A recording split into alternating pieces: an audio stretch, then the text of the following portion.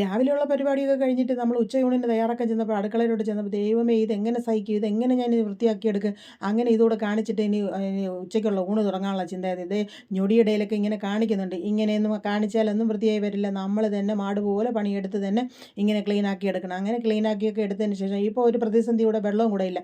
പിന്നെ ബക്കറ്റിൽ വെള്ളമൊക്കെ എടുത്ത് വെച്ചിട്ട് നമ്മളിത് വെള്ളം തിളപ്പിക്കാൻ കുടിക്കാൻ വെള്ളം വെച്ച് വെച്ചിട്ടുണ്ട്. അതിനെ അങ്ങോട്ട് അപ്പുറത്ത് ഇത് അടുപ്പിലോട്ട് മാറ്റി വെച്ചിട്ട് നമ്മളിത് കൊച്ചു കലത്തിൽ വെള്ളം എടുത്ത് ചൂടാക്കി വിട്ടിട്ടുണ്ട്. പിന്നെ ഇത് അരി എടുത്ത് നാഴിയിലൊക്കെ അളന്നെടുത്ത് പാറ്റിയും പറക്കിയൊക്കെ കാണിക്കുന്നുണ്ട്. പാറ്റാനൊന്നും വലിയ മെനയൊന്നും ഇല്ലെങ്കിലും എന്നാലും അത് കാണിക്കണമല്ലോ. അത് അങ്ങനെ തന്നെ ചെയ്യണം. അത് നമ്മുടെ തീരുമാനമാണ്. അങ്ങനെ നമ്മളിത് അരിയൊക്കെ വാരിയിട്ട് നല്ല വൃത്തിയായിട്ട് കഴുകി എടുത്തതിന് ശേഷം തിളച്ച് വന്ന വെള്ളത്തിലോട്ട് അരി എടുത്ത് വയ്ക്കാൻ പോവുകയാണ്. അരി ഇട്ട് കൊടുക്കാൻ വേണം. ഒന്ന് തിള വരുമ്പോഴത്തേക്ക് നമ്മുടെ ഇട്ടുകൊടുക്കുക ചോറും കറിയും എന്നുള്ള ആ പാത്രത്തിനകത്ത് അല്ലാതെ തെർമൽ കുക്കറിനകത്ത് അതിനകത്തോട്ട് എടുത്ത് അടച്ചങ്ങ് ഒരു അരമണിക്കൂർ വയ്ക്കുമ്പോൾ നമ്മുടെ ചോറ് അവിടെ റെഡിയായി കഴിഞ്ഞു.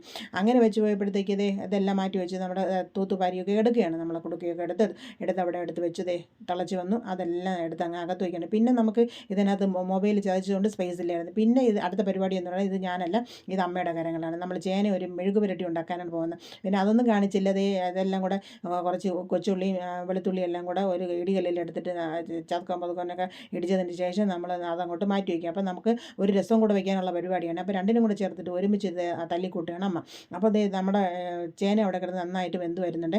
അപ്പോൾ അതിനെ അങ്ങോട്ട് മാറ്റി വെച്ചിട്ട് ഇത് രണ്ടും കൂടെ ഇടിച്ച് പരുവാക്കി വരുത്തി അമ്മ മാറ്റി വെച്ച്. പിന്നെ നമ്മൾ കുറച്ച് എണ്ണ ഒഴിച്ച് കൊടുക്കുക. നമ്മൾ ഇടിച്ച് വെച്ചിരിക്കുന്ന സാധനങ്ങളെല്ലാം കൂടെ കുറച്ച് മാത്രം അതിനകത്ത് ഇട്ട് കൊടുക്കുക.